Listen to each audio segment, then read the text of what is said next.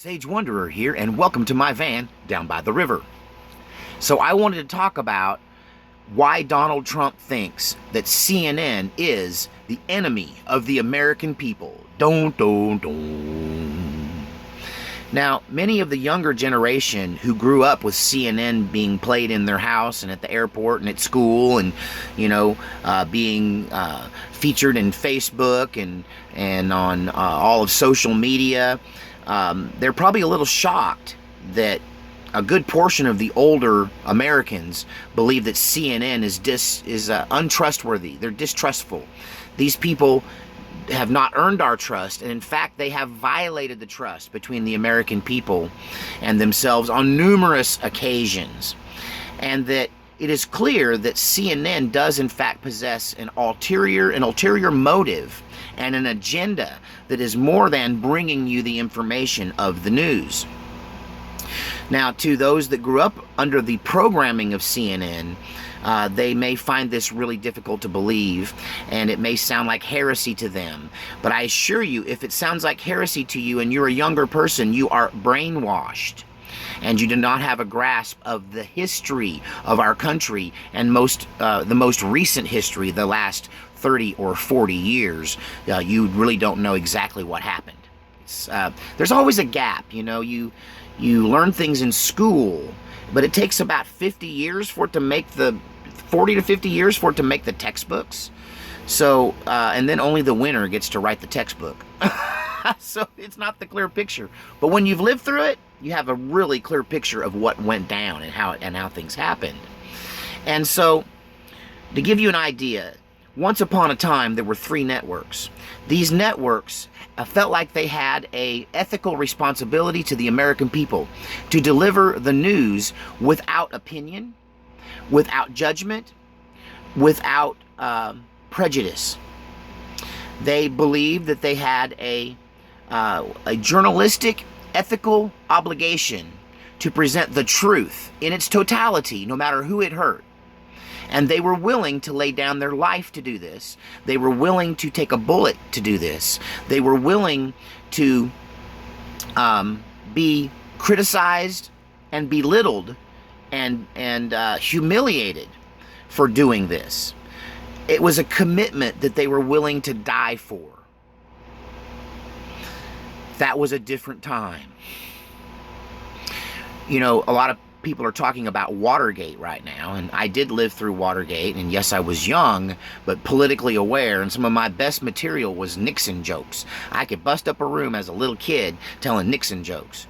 So I'm quite aware of how the greatest generation felt about what went down with Nixon, and then in that moment, the press were the good guys. But something happened around the time of Watergate. A hippie movement, a liberal movement, was emerging in America amongst the youth. A youth movement, we all know about this, the counter-revolution in the 1960s, the flower children, all of that. And at the core of that were some really hardcore communists who glorified what was going on in China, which was very opposed to the rank-and-file Americans, especially those with military families like my own, who were fighting communists, who were fighting proxy wars in Korea and Vietnam later, and even in places where, there's stuff that went on I can't even really talk about comfortably that I know went on, that where America was involved fighting the communists in places where people didn't even know about it. It was secret. And so there was this real war going on to control the world, and there was a turncoat traitor anti-American communist within the hippie movement. One of those key people was a woman named, well, we know her as Hanoi Jane. Hanoi Jane is Jane Fonda. You might know her from her recent Netflix series with Lily Tomlin. And Jane Fonda was the daughter of a beloved actor from the golden age of Hollywood, Henry Fonda. And Jane Fonda and her brother Peter Fonda, who was also recently in the news saying some evil things about the Trump children.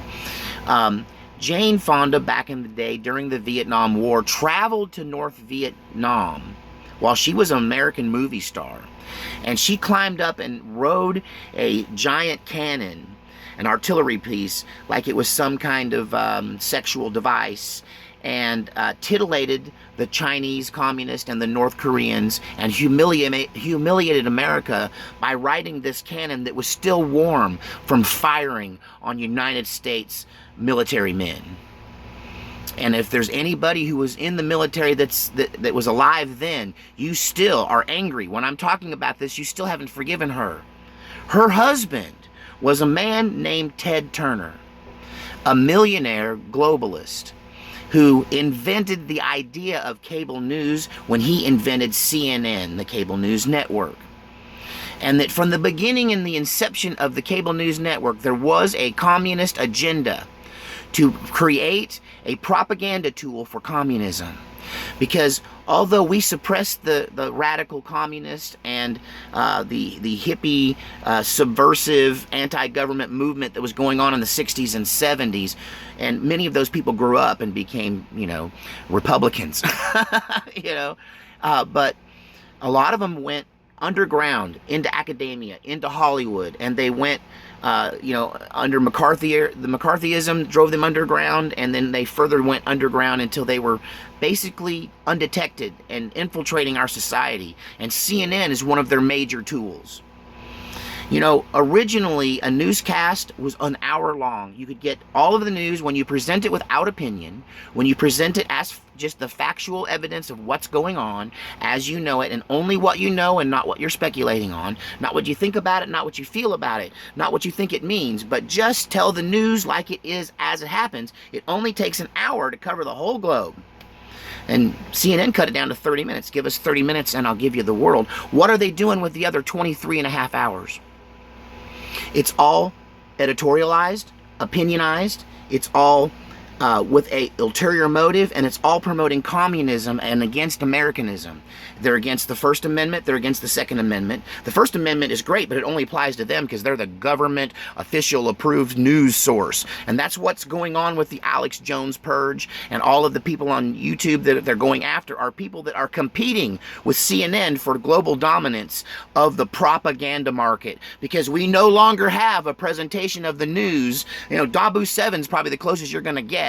The rest of it is propaganda. It's propaganda from every side. It's propaganda, counter-propaganda, propaganda, counter-propaganda. There is no news anymore. It's all fake news. If you pick one over the other, you're siding with one ideology over the other ideology, because the players are clear. Fox News is America first. CNN is globalist. CNN is against the Constitution and the President of the United States.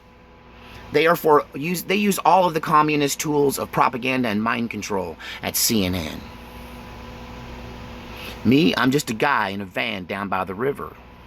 A lot of people believe them because of the fancy graphics. If you tell them that they're the most trusted name in news, long enough you'll start to believe it. That's the communist methodology. See a movie called Volunteers and see John Candy in that movie, how he was captured by the communists and he was brainwashed with torture and MK Ultra mind control, and he came back as this mind-controlled communist zealot in that movie after being captured. And it looks like the people today that are suffering from Trump derangement syndrome. You know how you get Trump derangement syndrome? You watch CNN too much. You watch it and you don't understand where it came from. That the Georgia Guidestones that essentially are calling for mass genocide and the reduction of the human population to a ridiculously low number, that monolithic giant that stands outside of Atlanta, Georgia, I believe beyond a shadow of a doubt was put there by Ted Turner, because that's what they want. They want to kill everyone that doesn't agree with them, so they have a group of sheeple that they can dominate, put into enslavement, so that they can be the oligarchs and sit on top of the pile of money, controlling who does what, just like every good communist does. Communism is about money. It's about controlling the money. The thing is, nobody wants to work under communism. You know why communism failed? There's no money in it. Do you know why communist China is actually starting to kind of succeed in communism? Because they integrated the idea of corporate America into their government. And this is what's happened with the major company that is opposed to Android and IBM. How's that? Yeah, the Apple people, I'm just going to say it. Yeah, they have been merged with the Chinese government. And it's a good thing I don't use their products. It doesn't really affect me, but it affects many of you, I'm sure. But, you know, in China, they have adopted a form of capitalism, and they're mixing it together. And they're selling this to our corporate overlords, people like Zuckerberg and Bezos. These people are, they're signing off on this ideology. And this is how China is trying to take over America, by taking over our corporations. So we have to protect our corporations and our infrastructure. And our corporations, unfortunately, are going to have to come under some kind of government protection. I won't call it merging with, but we've got to protect our fields where our food is made. Right? I mean, this is the essentials of it. We created this social network. We created the internet. We've created all this technology, and we have got to build a hedge around it to protect it from being taken over by foreign invaders and used against us. CNN is a propaganda tool for communist China. It has been since its foundation and its inception. It's evidenced in the way they present fake news. They have been caught lying. They have been caught creating scenes where they get some people who weren't even protesting and go, hey, put a little protest together and hold up this sign so it looks like we're at the protest. Back in the 90s, we caught them in front of a green screen claiming that they were their correspondents were in Baghdad under fire, and it was all acting in front of a green screen. They were in Atlanta. Yeah, these are the people that made us believe in the weapons of mass destruction that did not exist. So there is a reason why we don't believe in CNN, because we know what it is. And unfortunately, we let it exist because it was operating under the First Amendment. We still let it exist because it's operating under the First Amendment. But just because the voice is loud and just because the voice is big does not mean the voice is true. They are the purveyors of fake news. They are building a false narrative against the President of the United States because they don't like him. They are anti-First Amendment, anti-Second Amendment. They don't believe you have a Fourth Amendment right to privacy either. And they're working hand in hand with these corporations that are sold out to communist China. They have bought America from the top down from our corporations. But we need to find a solution for that, because ultimately it's the property of the people of the United States of America. We're not going to let globalists buy America from the top down. God save our republic.